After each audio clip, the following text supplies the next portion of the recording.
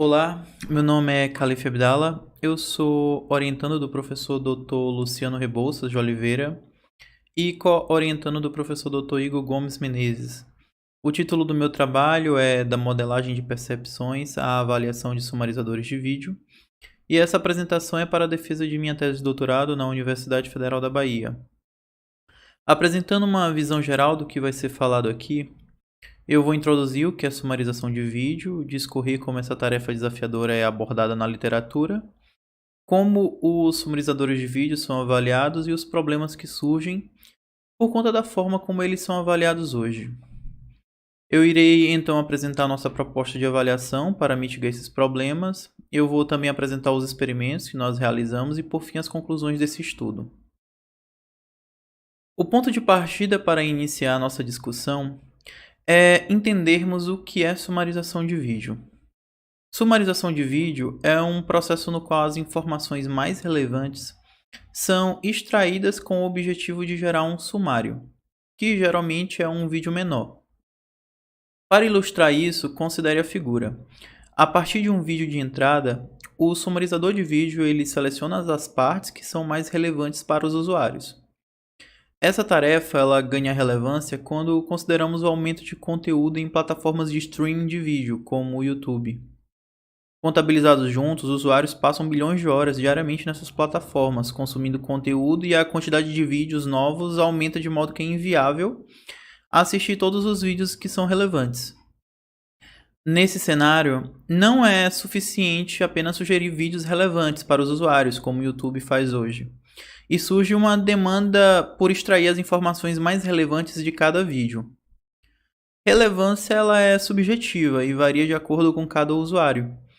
Por isso, a tarefa de sumarização de vídeo ela é complexa. Dessa forma, os estudos hoje eles tentam desenvolver sumarizadores que imitem a forma com que usuários compreendem e julgam as informações de vídeo. Por isso, alguns estudos tentaram identificar os critérios que os usuários utilizam quando estão sumarizando os vídeos manualmente. O estudo de He identificou 4 critérios que são complementares: cobertura, concisão, contexto e coerência. A cobertura ela refere-se à diversificação das informações relevantes durante a sumarização de vídeo. Isto é, a quantidade de informação relevante que compõe o sumário de fato. E a concisão ela refere-se à proporção do sumário de vídeo em relação ao vídeo de entrada. Em outras palavras, é quanto esse vídeo de entrada ele foi compactado. Coerência e contexto referem-se ao fluxo da história e como as informações se relacionam. Por exemplo, se a ordem em que as informações aparecem no sumário de vídeo contribuem ou prejudicam para que os usuários compreendam o vídeo.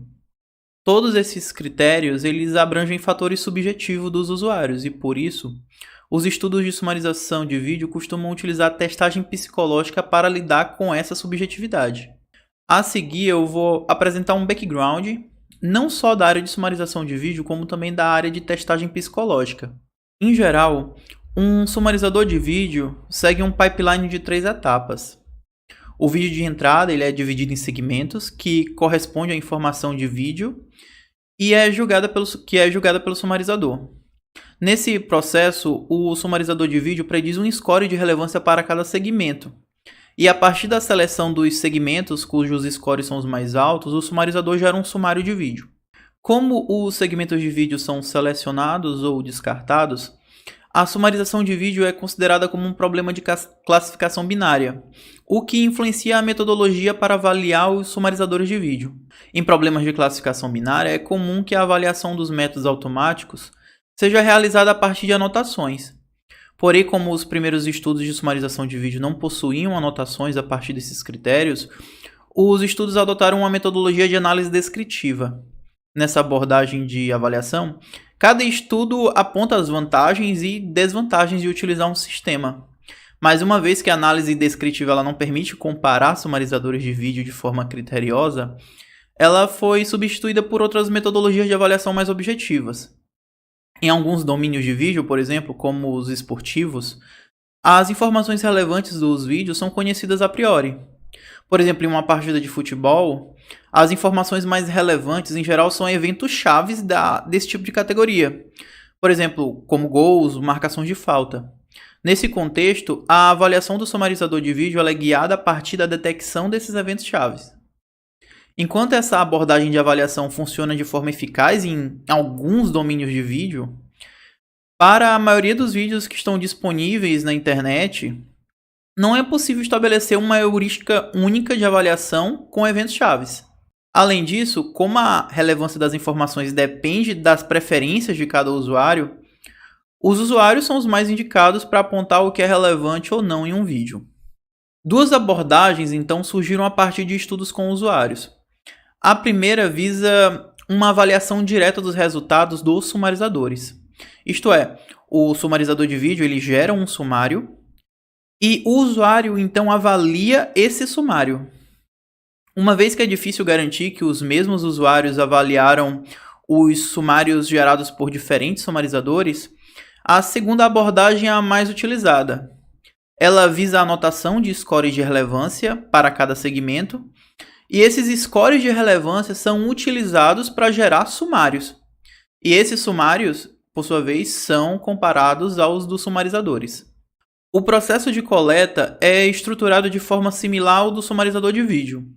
O vídeo de entrada é dividido em segmentos de vídeo e os usuários anotam a relevância de cada segmento de vídeo, de modo que todos os frames do segmento compartilham o mesmo score de relevância.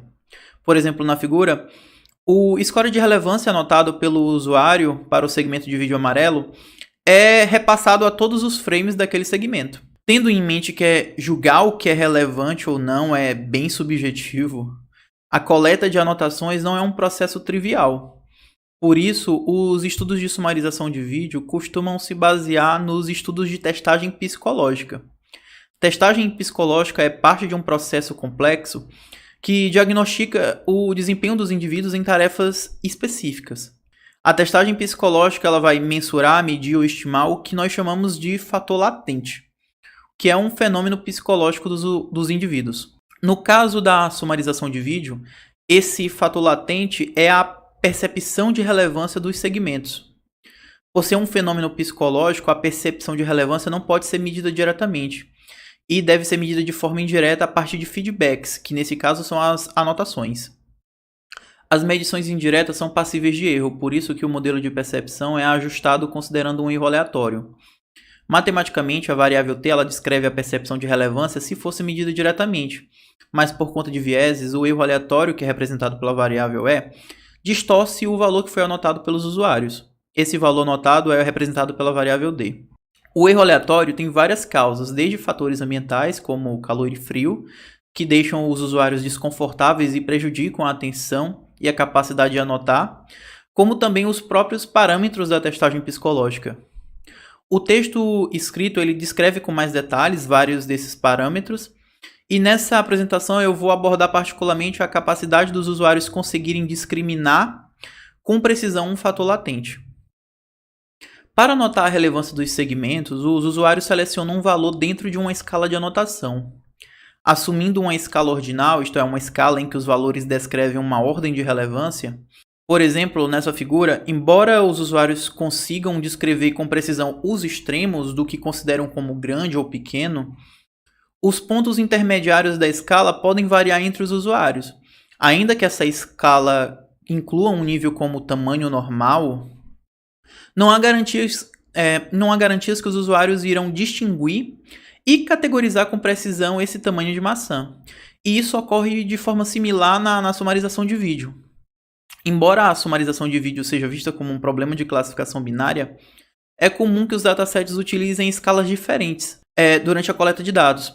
O dataset SAMI, por exemplo, ele coletou as anotações utilizando escalas binárias, enquanto o dataset TVSAN50 coletou as anotações utilizando escalas multivaloradas de 5 pontos. Essa escolha tem impacto não só em como os usuários podem ser discriminativos, quanto afetam também a compressão dos sumários. Por isso, visando ter um maior controle sobre a compressão dos sumários, os datasets de sumarização costumam impor um controle sobre como os usuários anotam os scores de relevância. O SAMI, por exemplo, a proporção de segmentos relevantes é aproximadamente de 15%. Em outras palavras, o estudo força os usuários a descartar 85% do vídeo de entrada durante a anotação. E um controle similar também é feito no dataset TVSAN50. Independente das abordagens que foram utilizadas na coleta, é crucial garantir a qualidade das anotações. Embora cada usuário tenha preferências únicas, os usuários eles tendem a seguir um padrão de comportamento. Por isso, a qualidade das anotações é mensurada considerando a concordância ou discordância das respostas dos usuários. Na testagem psicológica, 3 abordagens são comuns. No teste de 2 metades, é considerado uma amostra dos dados coletados. Contudo, como os datasets de sumarização de vídeo já possuem um número bem reduzido de dados, esse teste não é adequado. O coeficiente de Kudder-Richardson, ele considera todos os dados que foram coletados, entretanto, ele é restrito às escalas binárias. Por isso, os estudos de sumarização de vídeo utilizam o coeficiente alfa de Cronbach, que de forma simplificada é uma generalização do coeficiente de Kudder-Richardson para qualquer escala de anotação. O alfa de Cronbach mensura um valor de concordância em uma escala padronizada entre 0 e 1. Assim, o valor apresentado é um indicativo de qualidade. Os estudos tomam valores como 0,5, ou melhor, abaixo de 0,5, como inaceitáveis, descrevendo as anotações em que os usuários discordaram entre si sobre o que é relevante. Esses mesmos estudos também sugerem que os dados coletados devem ter uma consistência mínima acima de 0,7. É importante destacar que, embora os alfas calculados para o dataset SAMI apresente um coeficiente médio acima de 0,7, muitos dos vídeos anotados apresentaram uma consistência interna inaceitável, o que levanta também um questionamento se devem ser utilizados para avaliar sumarizadores de vídeo. Alguns vídeos, por exemplo, apresentam valores de consistência próximos de 0,2. Após garantir a qualidade das anotações dos usuários, essas anotações são então utilizadas para avaliar sumarizadores de vídeo. Como as anotações do dataset SAMI elas já se encontram em uma escala binária, os sumarizadores de vídeo são avaliados utilizando métricas normalmente utilizadas em problemas de classificação binária, como a F-beta, especificamente com o beta igual a 1, também chamado de score F1. As anotações do dataset TVSAN50, por sua vez, foram coletadas utilizando escalas multivaloradas. Por isso, é necessário que os sumários de vídeo sejam extraídos a partir das anotações. Os segmentos mais relevantes são selecionados até atingir uma taxa de compressão equivalente à do sumarizador. Depois desse processo, então, o sumarizador é avaliado usando a métrica F-beta. Como essa abordagem de avaliação ela limita a compressão de vídeo a uma única taxa, os estudos de sumarização de vídeo têm buscado outras abordagens para avaliar sumarizadores. Enquanto publicávamos o nosso estudo na literatura, Otani propôs concomitantemente avaliar sumarizadores diretamente a partir dos scores de relevância preditos. Nessa abordagem, não é feita a seleção dos segmentos de vídeo mais relevantes e a avaliação ela se foca na capacidade do sumarizador imitar o usuário, em ordem de relevância. O estudo de Otani propôs utilizar coeficientes ranqueados de correlação Spearman e Kendall, que consideram a concordância ou discordância das respostas dos usuários de forma similar ao coeficiente alfa de Cronbach. Cada uma dessas abordagens de avaliação apresenta falhas de avaliação. Por exemplo, o F-beta é utilizado estritamente para avaliar anotações binárias, e quando aplicado em um contexto de classificação multilabel na sumarização, leva a falhas na avaliação. Na figura, o F-beta aponta que ambas as predições destacadas como erros, e de fato elas são erros. No entanto, a métrica F-beta ignora que uma predição está mais próxima do valor esperado. Nesse cenário, o F-beta multilabel ele é pouco discriminativo, estimando que ambos os resultados possuem o mesmo desempenho, enquanto na verdade eles possuem desempenhos diferentes. Uma vez que o F-beta ele considera estritamente o valor e não a ordem, predições que geram o mesmo sumário deveriam, na verdade, apresentar o mesmo desempenho. E de forma contrária, o F-beta avalia que ambas são diferentes. O que se refere aos coeficientes de correlação, em geral, é desconsiderado que os scores de relevância mais altos são, na verdade, para a tarefa de sumarização importantes e deveriam possuir um peso na avaliação.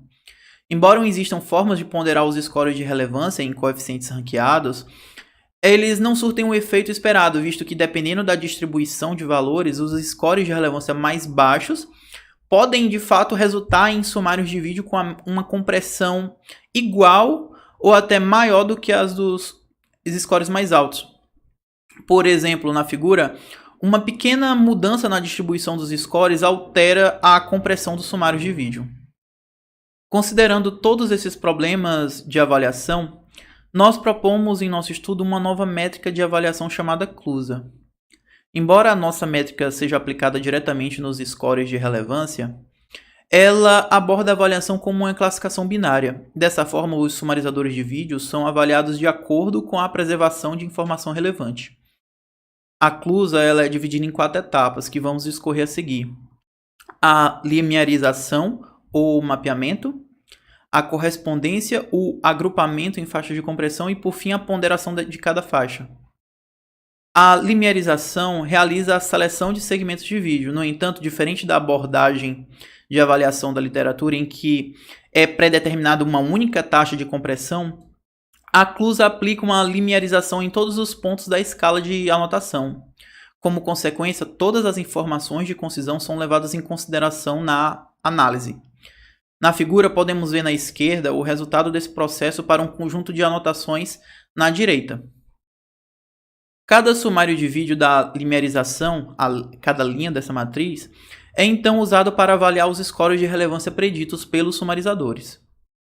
Essa avaliação, descrita pela função θ em nossa proposta, é calculada a partir da área sobre a curva ROC ou a área sobre a curva PR, que avalia o quanto os scores de relevância preditos pelos sumarizadores se aproximam de gerar um sumário gerado pelos usuários.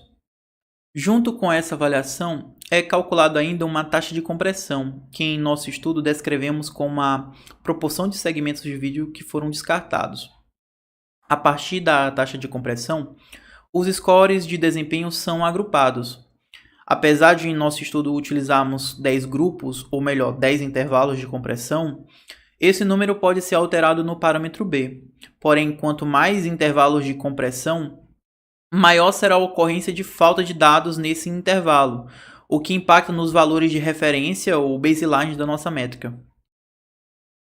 Os valores de referência é uma característica importante de métricas de avaliação. A área sobre a curva ROC e a área sobre a curva PR, por si só, já possuem valores de referência para métodos de classificação aleatória. Ou melhor, um classificador aleatório. Isto é, se a seleção dos segmentos de vídeo fosse feita ao acaso. No entanto, a CLUSA ela é afetada pelas faixas de compressão disponíveis pelos datasets.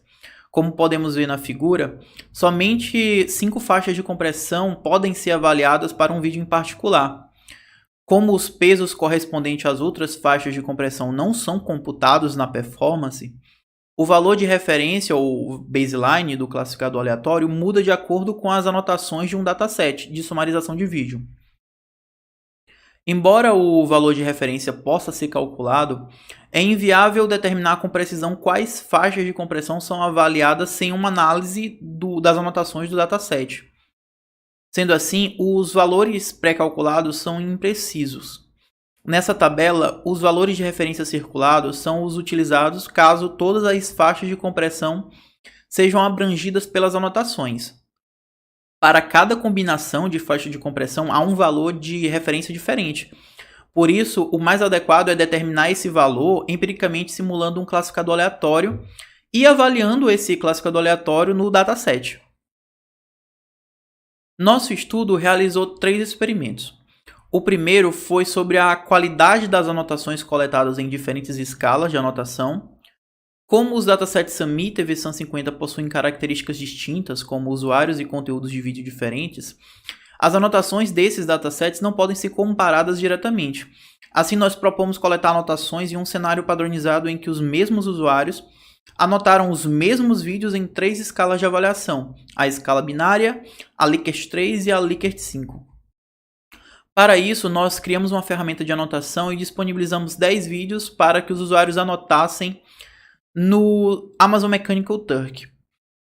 Os vídeos foram segmentados tal como a abordagem do dataset SAMI e criamos mecanismos similares aos aplicados nesses estudos e outros estudos psicométricos, por exemplo, como mecanismos para garantir que os usuários lessem as instruções do experimento e que só anotassem a relevância de cada segmento após assisti-lo. Além disso, os segmentos de vídeo foram mutados para que os usuários se foquem nos elementos visuais, e tanto os segmentos quanto as escalas de avaliação são apresentadas de forma aleatória, visto que os usuários tendem a julgar como relevantes os segmentos que aparecem primeiro.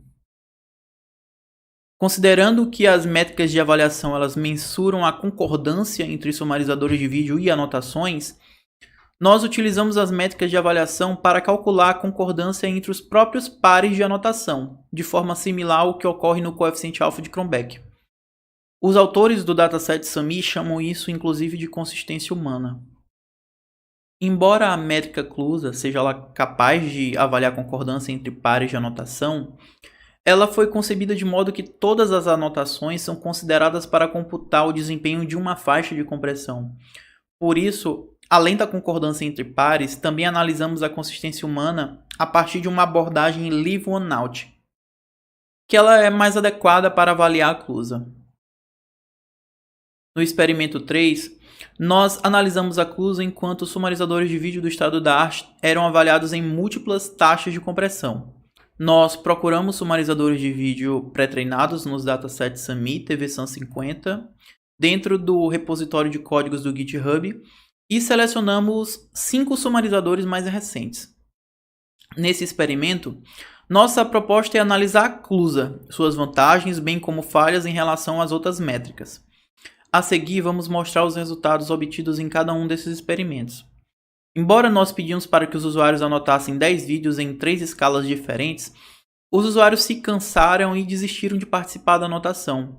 Por isso, só conseguimos anotações o suficiente para 4 dos 10 vídeos nas 3 escalas.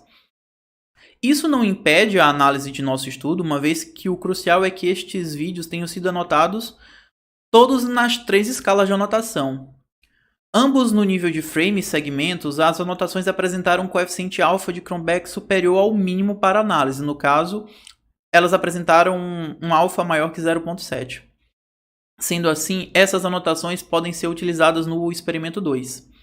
Nós então comparamos a consistência calculada com o coeficiente alfa de Cronbach e com as métricas de avaliação. Os resultados mostram um aumento na consistência, isto é, na concordância dos usuários à medida que mais pontos são adicionados na escala de anotação, e isso sugere que os usuários conseguem distinguir com mais precisão a relevância dos segmentos usando mais pontos na escala, sendo que a escala Likert 5 foi a que resultou em anotações de maior concordância. Quando consideramos a métrica F-beta em uma avaliação multilabel, observa-se um comportamento contrário à concordância dos usuários. A métrica F-beta aponta que os pares são mais discordantes, enquanto a métrica CLUSA responde a esse cenário de forma similar ao coeficiente alfa de Cronbach. Sendo assim, a métrica CLUSA, ainda que aborde o problema como uma classificação binária, ela é adequada para lidar com escalas multivaloradas de anotação. Esse experimento nos mostra ainda que a falta de avaliações em faixas de compressão prejudica a ponderação na métrica CLUSA. As colunas pairwise em Leave One Out, embora mostrem ambos um crescimento de consistência nas escalas multivaloradas, evidenciam que a precisão da CLUSA ela reduz significativamente quando somente uma anotação é comparada a outra. Isso ocorre porque quando utilizamos mais anotações de vários usuários, diminui a ocorrência de faixas de compressão vazias. Esse experimento particular ocorreu concomitantemente com o de Otânia, por isso os coeficientes ranqueados de correlação não foram avaliados nesse experimento. No entanto, como os coeficientes Spearman e Kendall são similares ao alfa de Cronbach, é esperado que ambos lidem com escalas de anotação multivaloradas.